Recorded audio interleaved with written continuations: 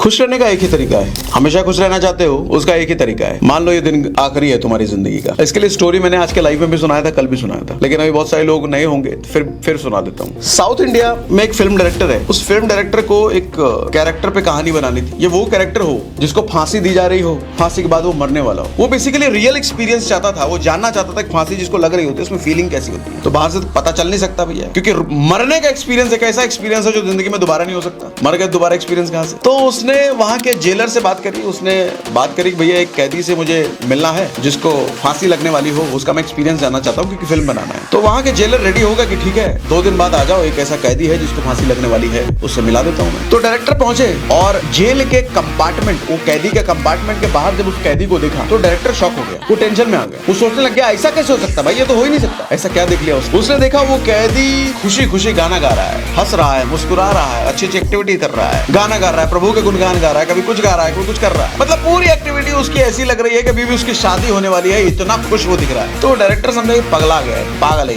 अरे मरने के टाइम पे कोई इतना खुश होता है क्या? ये एक्सेप्शनल आदमी है। तो जेलर के पास वापस गया, बोला कि कोई और कैदी है भाई जो मरने वाला हो, फांसी लगने वाला, उससे मिलवाओ। तो जेलर बोले मिलवाए तो सही, उसमें क्या दिक्कत है? बोले उसमें दिक्कत ही दिक्कत है, वो तो एक्सेप्शनल केस है। मरने वाला देखो इतना खुश है, वो खुशी खुशी गा रहा है, नाच रहा है, ऐसा थोड़ी होता। तो जेलर उसकी बात पे मुस्कुराया, बोला दरअसल जितने भी लोगों को फांसी लगने वाली होती है ना, 90% लोग ऐसे ही होते हैं जो मरने से पहले बहुत खुश होते हैं, वो अपनी जिंदगी जीना चाहते हैं, वो अपनी जिंदगी जी रहे होते हैं उस वक्त। तब डायरेक्टर को समझ में आया कि जब जिंदगी आखिरी होती है ना, जब पता चलता है कि हमारे पास अब जिंदगी ज्यादा बची नहीं है, तो कोई भी शोक विलाप दुख नहीं करता। ये ठीक उसी तरीके से है जैसे पिज्जा का आखिरी स्लाइस अगर बचा हो तो खाने में हम बड़ा उसको चाव से खाते, बड़ा एंजॉय करके खाते हैं। लेकिन अगर पता हो कि वो आखिरी स्लाइस के बाद 4 पिज्जा बड़ा बड़ा और बचा हुआ है, तो आप उसको उस कदर एंजॉय नहीं कर पाओगे जिस कदर एंजॉय करते अगर वो आखिरी होता तो। ठीक इसी तरीके से जिंदगी में जब हमें पता चल जाता है अभी 40 साल तो बचा है, अभी 50 साल तो बचा है, फिर हम नौटंकीबाजी शुरू करते हैं, सोचना शुरू करते हैं अरे बहुत जिंदगी बचा है, क्या काम करेंगे आगे, क्या भविष्य होगा, कहाँ से पैसा आएगा, गाड़ी भी खरीदना है, घर भी, ये भी, बच्चे का फीस भी देना है,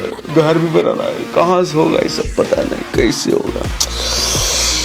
मेरी किस्मत खराब हो, बहुत दिक्कत, मेरा प्रोडक्ट नहीं पहुंच रहा है, माल नहीं आ रहा है, कोई ज्वाइन नहीं हो रहा, मैचिंग नहीं हो रही, थाईलैंड कैसे जाएंगे। फिर नौटंकीबाजी में आदमी शौक में चला जाता है, टेंशन में रहता है, और फिर ये गुणगान गाता रहता है कि मैं बहुत टेंशन है, बहुत टेंशन है, बहुत टेंशन, और ये टेंशन ले लेके उसको आदत हो जाए। लेकिन उसी क्षण अगर उसको पता चल जाए कि भाई ये आखिरी दिन है तुम्हारा, कल तुम्हारा खेल खत्म, सारा टेंशन हवा हो जाएगा एक मोमेंट में। अरे मरने वाले हैं क्या? फिर अब वो करेगा जो करना चाहता है, सिनेमा देखना चाहता है सिनेमा देखेगा, कोई काम करना चाहता है, कोई गोल पूरा करना चाहता है, मरने पहले वो बॉडी बनाना चाहता है, पहले बॉडी बनाने लग जाएगा, मरने के पहले अपने आप को कंसिस्टेंट डिसिप्लिन बनाना चाहता है, ये इच्छा है उसकी, तो करने में लग जाएगा। यानी कि आदमी अपना बेस्ट तभी दे पाएगा जब उसको पता है उसके पास ज्यादा समय नहीं है। और इसीलिए हमने वो 45 डेज वाला मिशन भी शुरू किया कि 45 डेज का मतलब ही यही, हमें पता है कि हमारे पास अब दिन है नहीं, 45 दिन के बाद 46वां 47वां दिन नहीं है मेरे पास, क्योंकि उसके बाद नया साल आ जाएगा, फिर नई जिंदगी हम जिएंगे नए साल में, कैलेंडर बदल जाएगा। सर जिंदगी सच में सच्चाई तो यही है कि किसी को नहीं पता। मेरे फादर की डेथ मालूम कैसे हुई थी? मेरे फादर की डेथ ऐसी ही हुई थी। मेरे फादर बाइक हुआ करता था उस वक्त, हमारे खानदान में किसी के पास कार वार थी नहीं, मेरे खानदान का पहला आदमी हूँ जिसके पास कार ले पाया मैं। तो पापा मेरे बाइक से जा रहे थे और हाईवे पर जा रहे थे, जाते जाते बारिश होने लग गई। तो अब पापा मेरे हट्टे कट्टे, कहीं कोई दिक्कत नहीं। बारिश से बचने के लिए बाइक को सड़क के किनारे लगाते हैं और वहीं पे एक छोटा सा मंदिर था, बारिश से बचने के लिए वहां मंदिर में जाके छुप गए। बहुत सारे लोग और भी छुपे हुए रुके हुए थे बारिश से बचने के लिए, सोचे बारिश खत्म हो जाएगा तब निकलेंगे। उसी वक्त क्या होता है, एक ऐसा ट्रक वहां से गुजरता है जिस ट्रक का ब्रेक फेल होता है और वो ट्रक उस मंदिर को उड़ा देता है, और उस मंदिर में जितने लोग रुके हुए होते हैं उनमें से कोई भी नहीं बचता। उनमें से एक मेरे पिताजी भी थे। सर मौत इतनी अनसर्टेन होती है, हम सोच के बैठते हैं ना 60 साल है, 50 साल है, 40 साल है, किसी को नहीं पता कितना है, क्या पता अगला सेकंड भी आपके पास ना हो। ऊपर वाले ने क्या किसके लिए सोचा है किसी को नहीं पता। तो ये सिर्फ तरीका नहीं है जिंदगी जीने का, हम ये मान के जिए कि हम हमारे पास ज्यादा समय नहीं, ये सिर्फ तरीका नहीं है, यही शायद सोचना भी चाहिए आपको, यही शायद ऊपर वाला करवाना भी चाहता है। शायद इसीलिए ऊपर वाले ने दिन नहीं बताया ना कि कौन से दिन निपटने वाले हो तुम, कब किसकी जिंदगी कब खत्म हो जाए पता नहीं सर। तो काहे को ज्यादा टेंशन लेना, ये कैसे हो जाएगा, वो कैसे हो, मस्त रहो, काम करते रहो, अपना बेस्ट देते रहो, जो काम कर रहे हो उसमें बेस्ट दो, प्राउड फील हो, हर रोज रात को सोते हुए यकीन हो कि मैंने अपना बेस्ट दिया है, और चेहरे पे खुशी हो, स्माइल हो सोते हुए, आज तो मजा आ गया जिंदगी जी करके। कल ना भी हो सुबह तो कोई फर्क नहीं पड़ता, आज तो मैंने अपना बेस्ट दिया ना। स्वर्ग जाएंगे, ऊपर जाएंगे, भगवान को कहेंगे बेस्ट दे के आया हूँ, नरक नहीं जाऊंगा, स्वर्ग में दे जगह। लेकिन ज्यादातर लोग कल के इंतजार में रहते हैं, कल अच्छा करेंगे, आज तो कुछ नहीं हो पाया, कल अच्छा करेंगे, इस महीने तो कुछ नहीं हो पाया, अगले महीने कर लेंगे, इस साल तो कुछ नहीं हो पाया, अगले साल का तुम कभी कुछ नहीं करोगे, कभी कुछ नहीं। यमराज का बुलावा आएगा, कान पकड़ के ले जाएगा, अपराध तुमने बहुत नौटंकी करी है पूरी जिंदगी, अगला साल, अगला महीना, अगला दिन, अगला हफ्ता करते करते बहुत नौटंकी किया, कान पकड़ के उठा के ले जाएगा और सीधा नरक में झोंक देगा। इसको मारो, इसको डंडे पे डंडा मार मार के मारेगा, परेशान करेगा, कहेगा जिंदगी भर तुमने नौटंकी किया है। अरे नौटंकी बंद करो, कल करेंगे, अगले साल करेंगे, अगले हफ्ते करेंगे, किसी दिन ऐसे ही निपट जाओगे। फिर ऊपर यमराज को बोलते रहना कल करेंगे। यमराज बोलेगा मैं तो कल नहीं करता भाई, मैं तो आज करूंगा, तुम्हारे को गर्म तेल में मुझे छौंकना है, अभी छौंकूंगा। यस, एग्री करते हो मेरी बात से? मेरी बात से एग्री कर रहे हो? एग्री कर रहे हो मेरी बात से? अब अगला लेसन टीम की बॉन्डिंग पर। टीम में बॉन्डिंग के लिए एक्टिविटी कराते रहना जरूरी है, चाहे इसको टीम मानो या परिवार मानो, क्योंकि हम जिस बिजनेस में हैं वहां तो टीम सबसे ज्यादा इंपॉर्टेंट है हमारी। अब इसके लिए कहानी सुनाता हूँ, महाभारत की कहानी। बचपन में कौरव और पांडव हमेशा लड़ते रहते थे खाने के लिए, कौन खाएगा, हम ज्यादा खाएंगे, तुम कम खाओगे, ये खाओगे, वो खाओगे, हमें लड़ाई होती रहती। तो भीष्म एक दिन आए,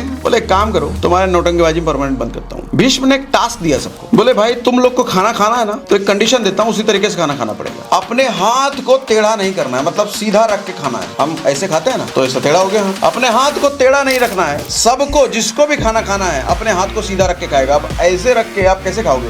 ऐसे खाओगे क्या? ऐसा डालोगे? ये कहो नहीं, ये टेढ़ा नहीं होना चाहिए। आप खाना उठा तो ले, आदमी अब डाल ही नहीं पा रहा है, आप फेंक के थोड़ी डालेगा मुंह में, पूरा मुंह पे बिखर जाएगा। वो कोई कुछ कर ही नहीं पा रहा, वो सारा कोशिश लगे पड़े हैं, ऐसे खाना बिखर रहा है। भीष्म देख के मजा आ रहा है। इसी बीच युधिष्ठिर, जिसकी बुद्धि एक शासक वाली बुद्धि थी, युधिष्ठिर ने उपाय निकाला, खाना उठाया, उसके बगल में दुर्योधन बैठा था, दुर्योधन के मुंह में दे दिया। दुर्योधन ने बड़े मजे से खाया। अब ये भीष्म देख करके बोला यही भाई, यही परम एक उपाय था जो युधिष्ठिर ने कर दिया। अब सब लोग उसको देख करके ऐसे ही करने लग गए, एक दूसरे को खाना खिलाने लग गए। हाथ टेढ़ा भी नहीं हुआ, हर किसी का पेट भी भर गया। लेसन क्या है सब, जब तक ये सोचोगे ना मेरा कैसे होगा, मेरा कैसे होगा, मेरा कैसे होगा, मेरा कैसे होगा, कभी नहीं होगा। लेकिन जब ये सोचने लग जाओगे ना मेरी टीम में इसका कैसे होगा, मेरी टीम में उसका कैसे होगा, मेरी टीम में उसका कैसे होगा, मेरी टीम में उसका कैसे होगा, आपका तो अपने आप ही हो जाएगा। दूसरों को खिलाने का सोचो ना, दूसरों के लिए प्लान करो ना। देखो आदमी की सबसे कमजोर चीज स्वार्थ है। देखो स्वार्थ का मतलब समझो, स्वार्थ का मतलब स्व अर्थ। स्वार्थ का मतलब ये नहीं होता है कि अपने लिए प्लानिंग करना, स्वार्थ का मतलब ये होता है सिर्फ अपने लिए प्लानिंग करना। सर ये तब तक ठीक है जब तक आप अकेले काम कर रहे हो, लेकिन तब बिल्कुल नहीं चलेगा जब आप एक ग्रुप में काम कर रहे हो। वो ग्रुप चाहे आपके खुद के परिवार का हो सकता है, आपकी टीम का हो सकता है। बड़ा आदमी वही बन सकता है जो अपने लोगों के बारे में सोचने लग जाए, वो खुद बड़ा हो जाएगा, उसको ज्यादा एफर्ट करने की जरूरत नहीं है। Yes yes yes yes, Mithilesh ji कह रहे हैं आप तो डरा ही दिए जिंदगी से। डरा नहीं दिए सर, मेरा काम है आपको सही रास्ता दिखाना, सही चीज बताना। मान लो ना थोड़ी देर के लिए 5 मिनट इमेजिन करके तो देखो कि कल का दिन आपकी जिंदगी, भगवान न करे कभी ऐसा हो, कल का दिन आपकी जिंदगी का आखिरी दिन है इस धरती पर।